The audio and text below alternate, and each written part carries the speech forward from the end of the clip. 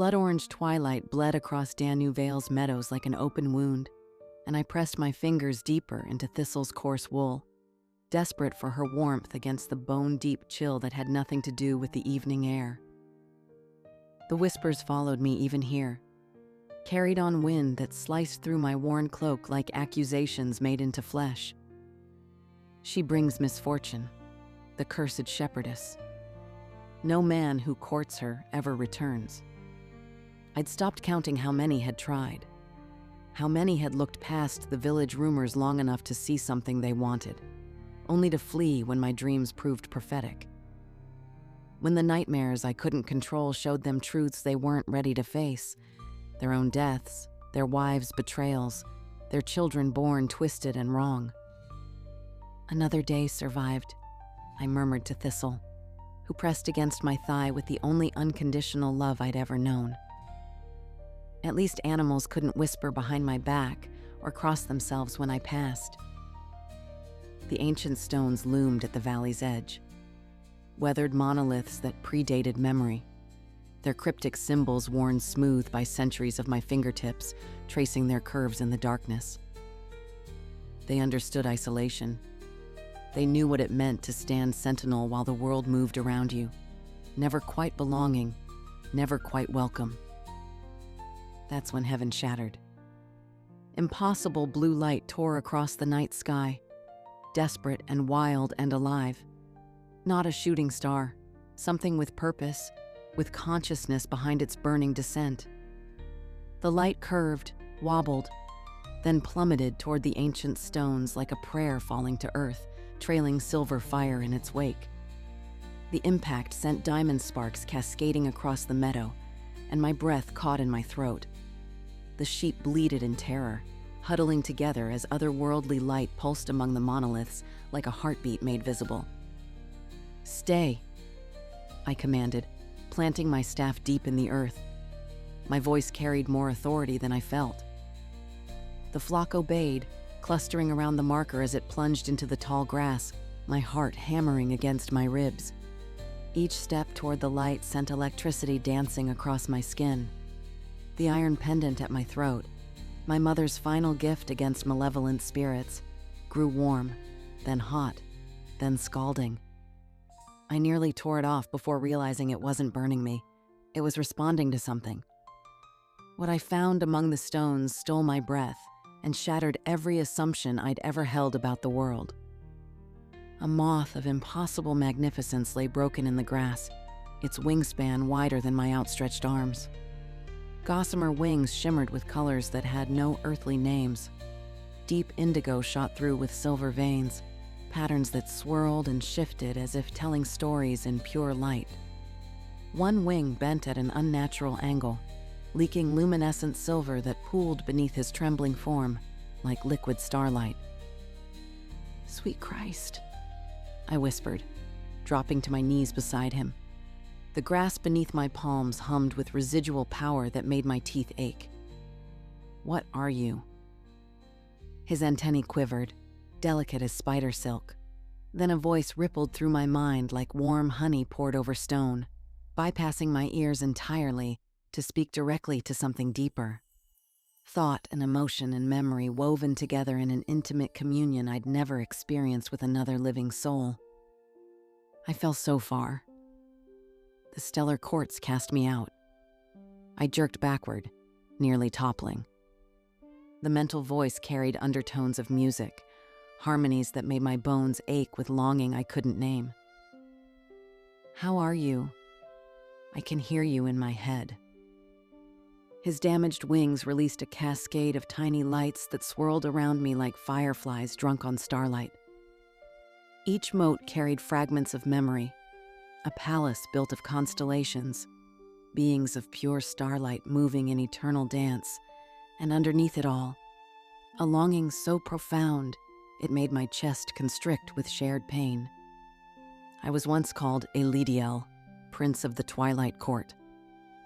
Now I am diminished, fading. The name resonated through me like a struck bell, reverberating in places I didn't know existed. I reached toward his injured wing, then hesitated. The membrane looked delicate as silk, edges shimmering with that strange silver radiance that seemed to pulse in rhythm with my own heartbeat. "May I?" My voice came out rougher than intended. "I've mended broken birds before, but you're—" I swallowed hard, tasting copper and starlight. "You're something else entirely. You would tend to a fallen star?" Wonder colored his mental voice, tinged with a disbelief that cut me to the quick. How long since anyone had shown him kindness? How long since anyone had looked at him without fear or greed or calculation? Elidiel shifted, extending the damaged wing with a trust that made my throat tighten. The tear resembled torn silk more than flesh, the edges glowing with internal light that pulsed like a second heartbeat. Or perhaps it was my own, racing in response to his proximity. "I don't know if mortal methods will work on starlight," I admitted, unwinding my woolen scarf for a makeshift bandage. The fabric seemed crude against his ethereal beauty, like binding a rainbow with burlap. "But I'll try." "And who are you? Shepherd who speaks to fallen stars?" His mental voice carried gentle curiosity, as if I were the wonder rather than him. "Dawn. Just a shepherd cursed with dreams and an empty cottage." The words tasted bitter, more truth than I'd spoken aloud in years. No one is just anything. Dawn of Danu Vale. As I bound his wing with careful fingers, something brushed against my consciousness. A gentle inquiry, like fingers leafing through the pages of my soul. The sensation was so intimate, so invasive, that heat flooded my cheeks in places lower that I tried not to think about. "Are you reading my thoughts?" I whispered, though I couldn't summon real anger. The touch felt too reverent, too careful, like someone handling precious glass. "Forgiveness. It is how we communicate in the stellar courts.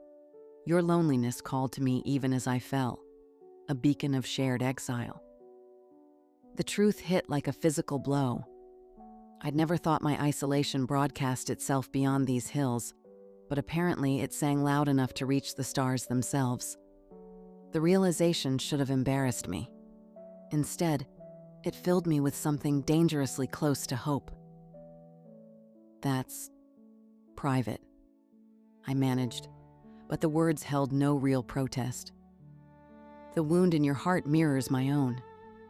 Exiles recognize one another across any distance, any realm." Something cracked open inside my chest, a door I'd kept locked for years, rusted hinges screaming as it swung wide. The pain was exquisite, terrifying, necessary, like lancing an infected wound that had festered too long in darkness. "Can you move?" I asked, my voice barely steady. "My cottage isn't far, and you can't stay exposed like this." Elidiel attempted to rise but faltered, his wings trembling with effort that made my heart clench. My essence scatters with each passing moment. The stellar kings took much when they cast me down. "Then I'll carry you." The decision came without thought, born from some primal need to protect this impossible creature who'd crashed into my world, speaking poetry into my mind. I wrapped my cloak around his enormous form, surprised when he weighed almost nothing, as if part of him still resided among the stars, tethered to this realm by the thinnest of threads. His body pressed against mine, warm and solid and real in ways that made my pulse quicken. As I whistled to my flock and began the journey home, his voice came again, fainter now but still achingly beautiful. "Why do you help me, shepherd of the lonely hills?" The question deserved honesty, even if the truth surprised me. "Because you fell from heaven speaking poetry into my mind," I said softly, cradling him closer, feeling the steady rhythm of whatever passed for his heartbeat. "And nothing so beautiful has ever happened to me before." My cottage welcomed us with flickering candlelight and the scent of dried herbs hanging from the rafters. I settled Elidiel near the hearth, carefully unwrapping him from my cloak. In the warm glow, his wings blazed with even greater brilliance, casting dancing patterns across my simple wooden walls and transforming the humble space into something magical, a fairy tale made real. "Are you hungry?" The question felt absurd as soon as I voiced it. "Thirsty?" We sustain ourselves on light and memory. Amusement colored his mental voice, warm as summer rain. "Though I thank you for the kindness. It has been some time since anyone offered me such consideration." I busied myself with evening chores, hyper-aware of his multifaceted gaze following my movements. When had anyone last watched me with such attention, such frank appreciation? The sensation sent unfamiliar heat curling through my belly, pooling low and insistent. "You said you were cast out," I ventured, settling cross-legged nearby. Firelight caught the silver patterns in his wings, making them pulse like a heartbeat made visible. What happened? His wings dimmed, and images flickered through my mind. A council of beings formed of pure starlight, their forms more suggestion than substance. A heated exchange conducted in harmonies that bypassed language entirely. A judgment rendered with the finality of dying suns. The sensation of falling through endless blackness. Power stripped away layer by layer until only this diminished echo remained. I questioned the Stellar King's wisdom. In the constellation courts, such defiance carries grave consequence. What did you question? I leaned closer, drawn into his story like metal to lodestone, my pulse quickening at his proximity. They sought to rewrite a star pattern, to erase a tale that had guided mortals for millennia. His mental voice grew fierce, passionate in ways that made my breath catch. I argued we had no right to steal stories from those who needed them. The constellations belong to dreamers and lovers and lost souls seeking their way home, not to beings who've forgotten what it means to yearn. Understanding bloomed in my chest, painful and bright. The constellations tell stories? Every pattern in the sky is a promise, a memory, a possibility given form. Your people have named them for millennia, heroes and beasts and gods brought to life in light. We are their custodians, not their masters. His words resonated with buried memories. My mother teaching me the shapes and stars before she passed, leaving me alone with a father who faded like morning mist until he too joined her beyond the veil. And for defending our stories, they exiled you. They stripped me of my celestial form, cast me down to wander your realm until my essence scattered like ash on the wind. Bitter acceptance colored his mental voice. This shape is but an echo of what I was, what I might be again, if I could find passage home. Something fierce and protective flared in my chest, surprising me with its intensity. The thought of him fading, of losing this impossible connection before I'd even begun to understand it, made my hands clench into fists. Is there a way to send you back where you belong? Perhaps. His antennae quivered with uncertain hope. The ancient paths between worlds still exist, though few remember how to walk them. The standing stones in your meadow were once such a gateway. The stones? I thought of the weathered monoliths that had been my silent companions through so many lonely nights. The villagers say they're doorways for the dead. Not only the dead, but the path requires knowledge I no longer possess, and power I cannot access in this diminished form. I gazed at him, at the slowly healing wing, at patterns of light that transformed my humble cottage into something from a dream. A decision crystallized in my chest, not sudden, but the recognition of something that had always been waiting. "I'll help you," I said simply. "I'll help you find your way home." The moth went utterly still. Then a shower of tiny lights cascaded from his wings, swirling around me like a gentle caress that made my skin tingle with electricity and something deeper. Connection, recognition, the first stirrings of something I'd never dared name. "You offer much to one you barely know, Dawn of the Hills." I shrugged, surprised by the smile tugging at my lips. Perhaps I'm tired of being the one who's always left behind. That night, I dreamed of skies filled with living constellations that danced and spoke in voices of pure light, their forms shifting between beast and god and lover with fluid grace. For once, the dreams didn't feel like an invasion. They felt like doors opening, inviting me through into worlds I'd only glimpsed in the corner of my eye. I woke to golden sunlight stretching across my cottage floor and Elidiel perched by my window, his wings fully extended toward the rising sun. The rip had healed remarkably, leaving only a faint silver line like a battle scar worn with pride. He was beautiful in the morning light, ethereal and impossible, and my heart stuttered at the sight. "You look better," I observed, moving to prepare breakfast with hands that trembled from residual dream magic. The sun here nourishes differently than constellation light, but it carries its own power. He turned toward me, and I caught my breath at the morning light filtering through his gossamer wings, setting them ablaze with impossible colors. I have been considering our path forward. And I sliced bread with perhaps more force than necessary, using the mundane task to ground myself against the intensity of his presence. "We must seek the chronicler of dusk." I paused mid-cut. The what? In every region exists a being tasked with recording the stories written in the sky. They act as intermediaries between stellar realms and the mortal world.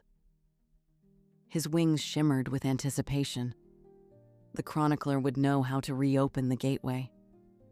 And where do we find this chronicler? I abandoned my breakfast, appetite forgotten in the face of possibility, and the creeping dread that helping him would mean losing him. They dwell in places where the veil between worlds grows thin, where dreams and reality intertwine like lovers. I considered this, mentally mapping the strange places that populated our valley. There were several spots the villagers avoided, places where the natural order seemed slightly off. There's a grove deep in the forest where no birds sing, and a cave behind the western waterfall that speaks prophecies in winter wind. Both possibilities. The chronicler is drawn to places of liminality, thresholds between states of being. I nodded decisively, reaching for my traveling cloak even as my heart clenched at what this might mean. Then we start with the silent grove. As I prepared to leave, reality struck like ice water. My sheep stood clustered in the yard, watching me with patient eyes that held reproach. I can't abandon my flock. They depend on me, and if the villagers find them unattended, perhaps I can assist if you'll permit me. Before I could question him, Elidiel rose into the air, his wings beating in a complex rhythm that released cascades of luminescent dust. The particles swirled toward the open door like living things, and I followed in fascination as they settled over my flock. The sheep raised their heads, their eyes reflecting the strange light. Then, as if responding to an unheard lullaby, formed a tight circle with Thistle at center.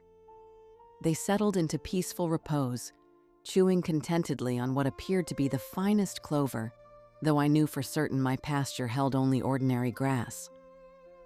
They will remain thus, protected and content, until the third sunset. The light memory will sustain them with dreams of the sweetest meadows. I reached instinctively toward Thistle, who blinked placidly at me, completely at peace. They won't be harmed. On my honor as a prince of twilight. With my flock secured by starlight, we set out toward the silent grove. Elidiel refused to be carried despite his recent injury, fluttering ahead like an impossible beacon against the green landscape.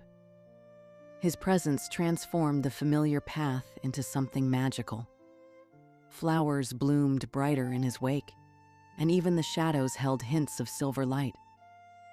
The silent grove lay nestled where three hills met, creating a natural amphitheater ringed by ancient oaks. Even from a distance, the trees stood out, impossibly tall with leaves of deeper green and trunks silvery smooth as moonlight. No path led there. Few ventured willingly into that hushed sanctuary. As we approached, the usual forest sounds, birdsong, rustling leaves, scurrying creatures, faded into a profound silence that pressed against my ears like deep water. The very air seemed thicker here, charged with potential that made my skin prickle with awareness. The veil thins in this place. Elidiel's confirmation sent shivers down my spine. Can you feel it? I nodded, strange electricity dancing along my nerves as if the air itself had become charged with invisible lightning. What do we do now? We asked for an audience. Elidiel fluttered to the grove's center, where a perfect circle of pale mushrooms grew in fairy ring formation. His wings began that complex rhythm I'd grown to love, releasing light that pooled on the forest floor like liquid gold. Within my mind, I heard him calling, not with words, but with patterns of light and thought that reminded me of music without sound, poetry without language. The silence deepened impossibly until I could hear my own heartbeat like thunder. Then, between one breath and the next, she was simply there. The chronicler of dusk appeared as an elderly woman wrapped in robes of the deepest indigo, embroidered with silver thread that moved and shifted, forming and reforming constellations with each breath. Her face carried the lines of countless years, yet her eyes held the fresh wonder of a child beholding the night sky for the first time. Elidiel, Prince of Twilight, stripped of station and cast from grace. Her voice carried the whisper of autumn leaves across stone. And Dawn, daughter of dreamers. Her gaze shifted to me, pinning me with an ancient knowledge that seemed to pierce straight into my soul. I have waited long for your arrival. You know us? The words scraped from my throat, dry as dust. I know all who walk between worlds. She stepped closer, and I caught scents of starlight and aged parchment, of secrets held in darkness. The stars have whispered your names for many cycles, child. Your fates are written in light across the heavens. Noble chronicler, we seek passage back to the constellation courts, she finished, her smile holding depths I couldn't fathom.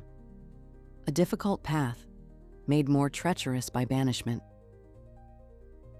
But not impossible? Hope colored Elidiel's mental voice like sunrise. Her gaze turned thoughtful, then shifted to me with uncomfortable intensity. Nothing is impossible for those willing to pay the price. And you, shepherd, what do you seek in helping this fallen prince?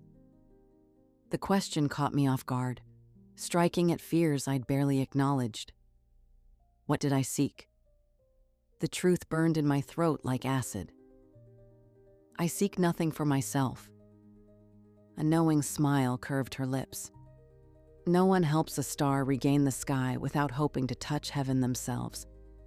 She stepped closer, and power radiated from her like heat from a forge.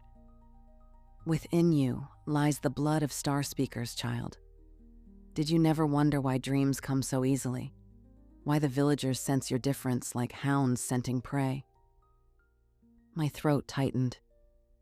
I never asked for such gifts. Nor did your mother, nor her mother before her. Her voice softened with something that might have been compassion. The stellar courts have long watched your lineage. Your great-grandmother saved a fallen star child, much as you now aid Elidiel. In gratitude, the child's celestial parent blessed her with dream sight, a gift that became a curse through generations who didn't understand its purpose. The revelation washed over me in waves, rewriting everything I thought I knew about my family, my isolation, my cursed heritage. My mother's whispered stories, her insistence that I learn the constellations, the dreams that plagued us both, all connected to a history I'd never known existed. The standing stones, I said suddenly, pieces clicking into place with almost audible snaps. They're connected to us, to my family. She nodded approvingly. Placed by your ancestors as a gateway between realms. But knowledge to use them was lost when the village turned against your family, driving your grandmother to hide the truth from her children to protect them from persecution. Can you help us reopen the gateway? Elidiel asked, his wings pulsing with urgency. The old woman considered us both, her expression growing grave. I can provide knowledge, but power must come from elsewhere. Her gaze fell heavy upon me, weighted with terrible significance. From one with star blood who is willing to give part of themselves to the sky. Ice water flooded my veins. What does that mean? To open a gateway between worlds requires an anchor, something of both realms that can create a bridge. She gestured to Elidiel with one gnarled hand. He is of stars, cast down to earth. And you, Dawn, are of earth with stars in your blood, the perfect conduit. What must she do? Protective fire blazed in Elidiel's mental voice, and warmth bloomed in my chest at his fierce concern. Her expression softened with genuine compassion. To send him home, she must give up that which ties her most strongly to this world. Her heart's gravity, the force that has kept her bound despite loneliness, despite whispers, despite every reason to flee. Understanding crashed over me like a cold wave. My connection to Danu Vale, my place here. Once severed, you cannot reclaim it, she warned, her eyes boring into mine with uncomfortable intensity. You would become like your ancestors, between worlds, belonging fully to neither, walking paths that others cannot see. The implications hit with brutal clarity. Leave behind everything I'd ever known? My cottage, my flock, the meadows and hills that had been my only reliable companions when human ones proved faithless. Dawn, this price is too great. I cannot ask it of you. You didn't ask, I reminded him, my voice barely above a whisper. I offered.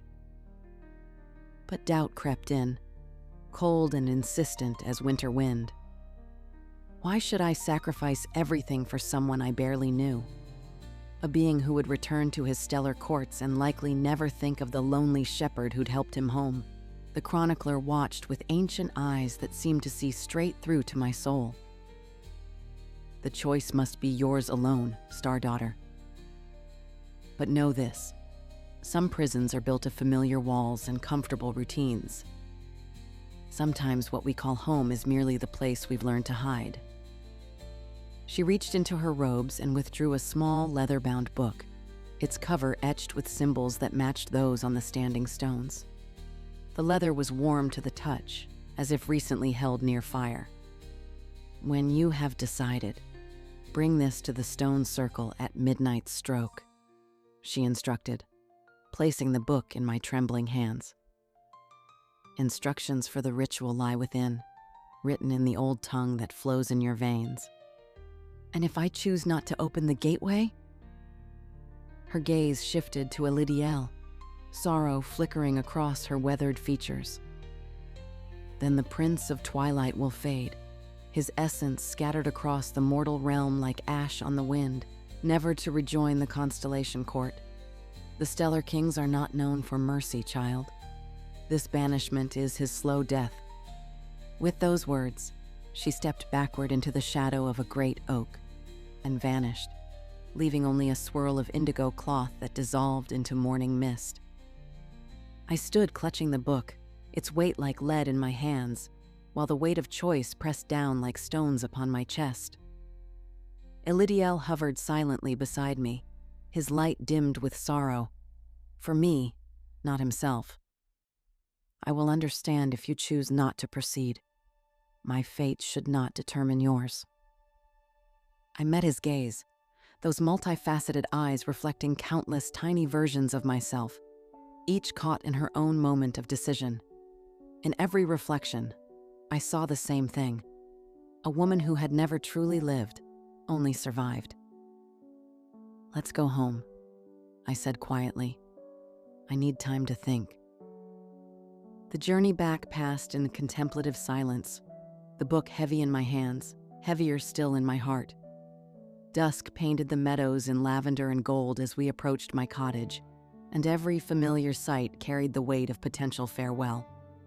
Inside, I lit lamps and built up the fire, the movements automatic while my mind churned like storm-tossed seas. Elidiel settled near the hearth, his wings folded closed as if trying to take up less space, to make himself smaller so I might find it easier to abandon him. The consideration broke something in my chest. "Are you thirsty?" I asked, grasping for normalcy in a world suddenly turned upside down. "Please do not concern yourself with my comfort when such a burden rests upon you." I prepared a simple meal anyway, needing the familiar rhythm to calm my racing thoughts. As I worked, I found myself speaking aloud, words spilling out like water through a broken dam. All my life, I've been the village oddity, feared, avoided, barely tolerated. And yet, I gestured around the cottage, at the life I'd built from scraps of belonging. This has been my sanctuary. My sheep don't care about dreams or curses. The hills don't whisper behind my back. Elidiel listened with an attention no human had ever given me, and I felt the gentle pressure of his consciousness against mine, not invasive, but supportive, like a hand on my shoulder in the darkness. "What would it mean," I continued, setting down my untouched meal, "to give up my heart's gravity, to become between worlds like my ancestors? I cannot say with certainty, but I believe it would mean your connection to this specific place would be severed. Not your ability to love or belong, but your anchoring to this particular valley, these particular hills." I stared into the fire, watching flames dance like tiny spirits seeking freedom. "And what of you? If you return to the constellation court, what happens then?" His wings rippled with uncertainty, the patterns shifting like disturbed water. "I cannot know. Perhaps my absence has softened their stance toward my defiance. Perhaps not. But among the stars, at least I would not simply cease." The thought of him fading from existence made my chest tighten with unexpected pain. When had this celestial stranger become so important to me? When had his well-being become more precious than my own safety? "Would you—" I hesitated, then pressed on with brutal honesty. "Would you remember this? Remember me?" A cascade of tiny lights showered from his wings, swirling around me in what I'd come to recognize as deep affection. The lights touched my skin like gentle kisses, warm and tingling, and I shivered at the intimacy of it. Dawn of the dream site. How could I forget the shepherd who sheltered a fallen star? Your name would become part of my essence, carried in light across the heavens until the last star burns cold. Something warm and fierce unfurled in my chest. In just these few days, this impossible being had seen me more clearly, valued me more openly, than anyone in my entire existence. He looked at me as if I were something precious, rather than something to be feared or pitied. "Show me," I said suddenly, abandoning my meal entirely. "Show me what it's like where you come from. Not just images, but Let me feel it. Let me understand what I would be giving up and what you would be returning to. Elidiel's form went utterly still, his multifaceted eyes regarding me with something like shock. You ask for deep sharing, communion of essence. It is not done lightly among my kind. Please, I whispered, my voice rough with a longing I'd never dared voice. If I am to make this choice, I need to understand. I need to know what home means to you. After a long hesitation, Elidiel rose into the air, his wings fluttering that rhythmic pattern I'd grown to love. But instead of releasing light outward, he drew it inward, his form growing brighter until I had to shield my eyes against the radiance. Open your mind to me, Dawn. Let down every wall between thought and feeling. I closed my eyes and imagined my consciousness as a door swinging wide, every barrier dissolved. For a heartbeat, nothing. Then sensation crashed over me like a tidal wave that swept away everything I thought I knew about existence. I was among the stars, not as a visitor, but as part of them, indivisible from their light. My consciousness expanded beyond the confines of flesh, becoming pure thought, pure intention made manifest. Around me, other beings of starlight moved in stately patterns, their thoughts and emotions radiating outward in symphonies of color that made earthly music sound like whispers in the dark. The constellation court unfolded, not a physical place, but a gathering of celestial minds, each vast and ancient beyond human comprehension. They created and maintained the patterns mortals saw as constellations, weaving stories of light that guided ships across oceans and travelers across deserts, that inspired poets and lovers throughout the ages. I felt Elidiel's essence entwined with mine, showing me his place in this cosmic dance. A prince of twilight whose duty was shepherding the first stars of evening, ensuring they took proper positions to herald the coming night. The responsibility was beautiful and terrible, the scope overwhelming and magnificent. But beneath the wonder lay something else, a current of loneliness I recognized with painful intimacy. Even among his own kind, Elidiel had been apart, questioning, never fully belonging to the rigid hierarchy that demanded absolute obedience to ancient laws. The vision faded suddenly, leaving me gasping beside my hearth, tears streaming down my cheeks. Elidiel hovered before me, his light dimmed to a gentle glow, and I felt his concern like warm hands cradling my face. That is what awaits my return. Beautiful, but cold. Perfect, but bound by laws that leave no room for growth, for change, for the kind of love that exists between us. I wiped my tears, my heart full of images I could never adequately describe. Thank you for showing me. But in that sharing, something fundamental had shifted between us. The connection forged transcended our brief acquaintance, binding us in ways that made the choice ahead both easier and infinitely more complex. With trembling fingers, I reached for the chronicler's book, opening its pages by firelight. Ancient symbols and diagrams covered the parchment, interspersed with text in flowing script that I somehow understood despite having never seen the language before. The ritual must be performed at midnight, I read aloud, my voice steadier than I felt. When the veil between worlds grows thinnest. The gateway opener must stand at the center of the stone circle and... I paused, swallowing hard. Must freely give that which anchors them most strongly to their current realm. Dawn. Elidiel's voice was gentle, tinged with anguish that made my heart clench. I would rather fade into nothing than see you sacrifice your place in the world. I looked up at him, this impossible, beautiful being who had crashed into my life like a falling star and changed everything simply by seeing me as worthy of salvation. The truth crystallized in my mind with perfect clarity. What if I'm not sacrificing my place in the world? I said slowly, the words forming as I spoke them. What if I'm finally finding it? The realization settled around me like a warm cloak. This cottage, this valley, these hills, they had never truly been home. They had been hiding places, refuges from a world that feared what it couldn't understand. But home was something else entirely. Home was the way Elidiel listened when I spoke, as if my words were poetry worth preserving.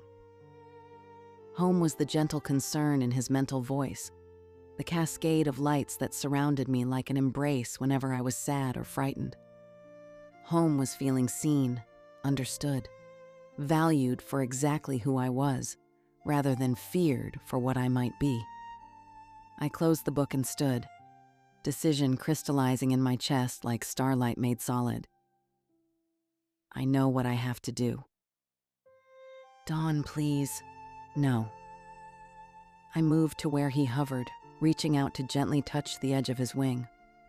The contact sent electricity shooting up my arm, and his entire form shimmered with surprise and something deeper, hope, fragile as spun glass. You showed me your world, your loneliness, your exile. You shared the deepest part of yourself with me. That was different. Was it? I asked softly, stepping closer until his light bathed my face in silver radiance. We're both outcasts, Elidiel, both misunderstood, both carrying gifts that others fear.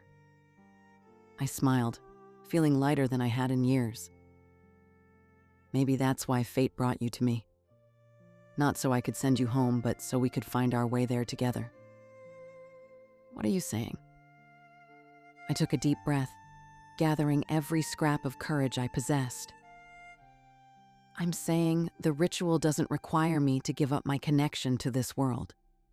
It requires me to choose which world I want to belong to. I gestured around the cottage, at the life I'd built from loneliness and necessity. What if what anchors me most strongly to this realm isn't love of place, but fear of leaving it? Fear of admitting I don't belong here and never did. Understanding dawned in his multifaceted eyes, and his form blazed brighter with what could only be hope. You would come with me? To the constellation courts? If they'll have me, I said, my heart hammering with excitement. I have star blood, don't I? Dream sight that connects me to your realm? Maybe I belong there more than I ever belonged here. The courts are not always kind to those who are different. Neither was this village, I pointed out, my voice growing stronger with conviction. But at least there my differences would be gifts, not curses.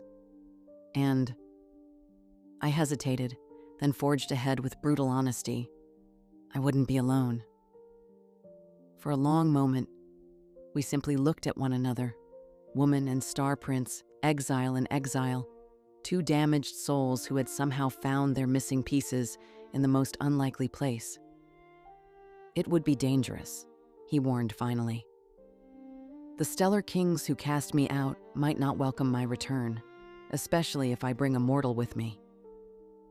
Then we'll face them together, I said firmly, reaching out to cup his luminous form in my hands. He was warm as summer sunlight, solid enough to touch yet insubstantial as dreams. The contact sent heat racing through my veins, and I felt his essence pulse in response. And if they won't accept us, we'll find somewhere else among the stars where we can belong. The hope in his mental voice was almost too beautiful to bear. You would truly leave all this? Your cottage, your sheep, your entire life? I looked around the small space that had sheltered me for so many lonely years. It was a good cottage, a safe cottage, but it had never been home. Not really. Home was what I felt when Elidiel's voice whispered through my mind, when his lights danced around me like living joy, when he looked at me as if I were something precious rather than something to be feared. My sheep will find new pastures, I said softly, my voice growing stronger with each word. And my cottage will shelter someone else who needs refuge. But my place is wherever you are, The shower of lights that erupted from his wings was the most beautiful thing I'd ever seen, swirling around me in spirals of pure joy and love and gratitude. When they finally settled, I felt different somehow, lighter, as if invisible chains had been broken. "Then we go together," he said, his mental voice filled with wonder and fierce devotion. "When midnight comes, we step through the gateway side by side." I smiled, feeling truly happy for perhaps the first time in my life. Together. Midnight approached with the slow inevitability of fate. I stood in the center of the stone circle, the chronicler's book open in my hands, ancient words ready on my tongue that would rip open the veil between worlds. Elidiel hovered beside me, his form blazing with anticipation and nervousness in equal measure. The standing stones loomed around us like primordial sentinels, their carved symbols glowing with the same silver light that leaked from his wings. The very air thrummed with building power, making my skin tingle and my hair stand on end as if lightning gathered overhead. "Are you certain?" I asked him one final time, though I already knew the answer from the steady warmth of his presence in my mind. "More certain than I have ever been about anything. You are my choice, Dawn. In all the vastness of the stars, in all the courts of heaven, you are what I choose." The words struck me like a physical force, and I felt my cheeks flush despite the cool night air. I had never been anyone's choice before. Not really. I had been tolerated, feared, avoided, but never truly chosen. Never wanted with such desperate intensity. I began to read the ritual words, my voice growing stronger with each syllable. The ancient language rolled off my tongue as if I'd been born speaking it, and I realized with a start that perhaps I had been. "Star blood," the chronicler had said. "The gift of my great-grandmother, passed down through generations who'd forgotten its true purpose." The stones responded to my words, their glow intensifying until the entire circle blazed with silver fire. The air between the monoliths shimmered and warped, like heat rising from summer stone, and through the distortion, I caught glimpses of something impossible. A vast expanse of star-filled void that called to my soul with an irresistible pull.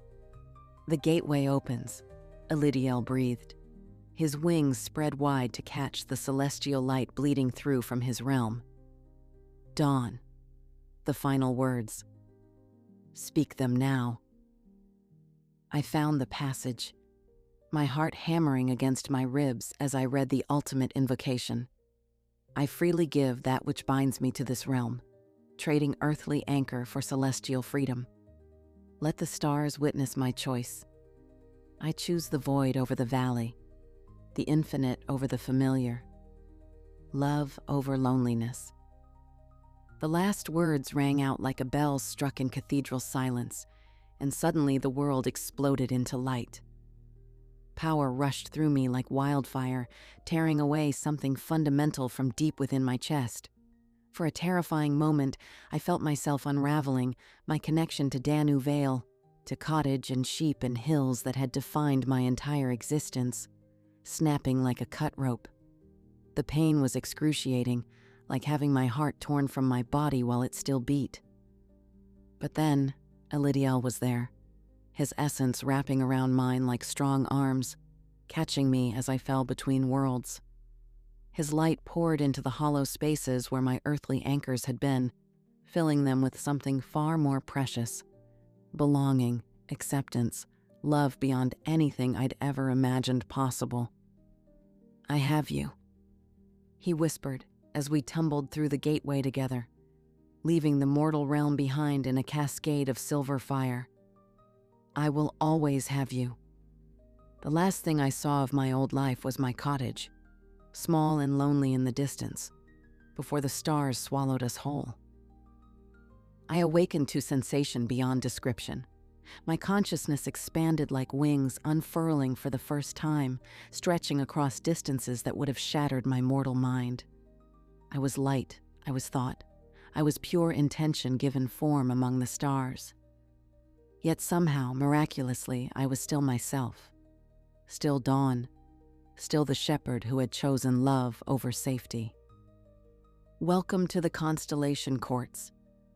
Elidiel's voice surrounded me like an embrace, and when I turned toward him, I gasped at the transformation. He was magnificent, no longer the broken, diminished creature who had crashed into my meadow, but a being of pure starlight in his full celestial glory. His form shifted and flowed like liquid silver, wings of light stretching vast distances, patterns of stars dancing across his luminous skin in endless, hypnotic spirals. "You are beautiful," he whispered, wonder coloring his mental voice.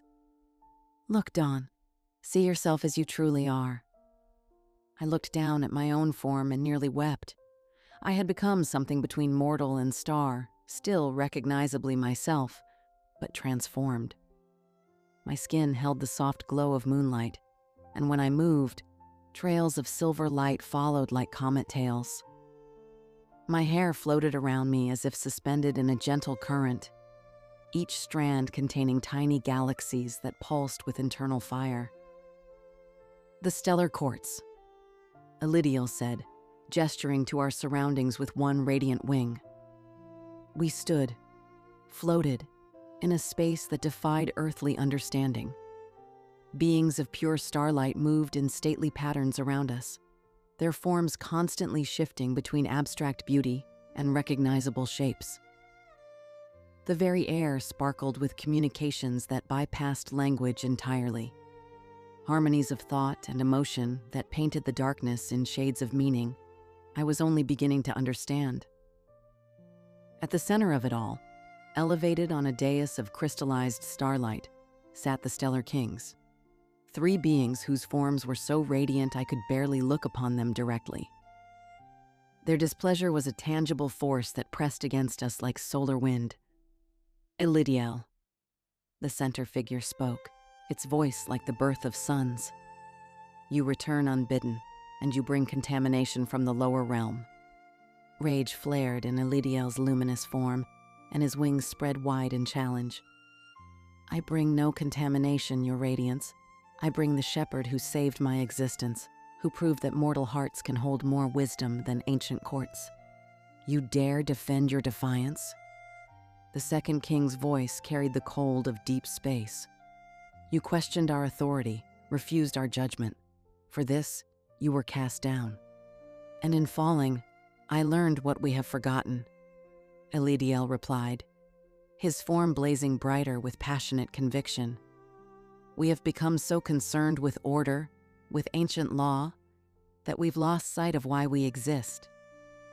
We are meant to inspire, to guide, to give hope to those who look up at the night sky and dream of something greater." I felt the weight of countless stellar gazes upon me, judging, measuring. Fear attempted to claw its way up my throat, but Elidiel's presence beside me held it at bay. Whatever happened, we would face it together. And you, mortal. The third king addressed me directly, his voice like distant thunder.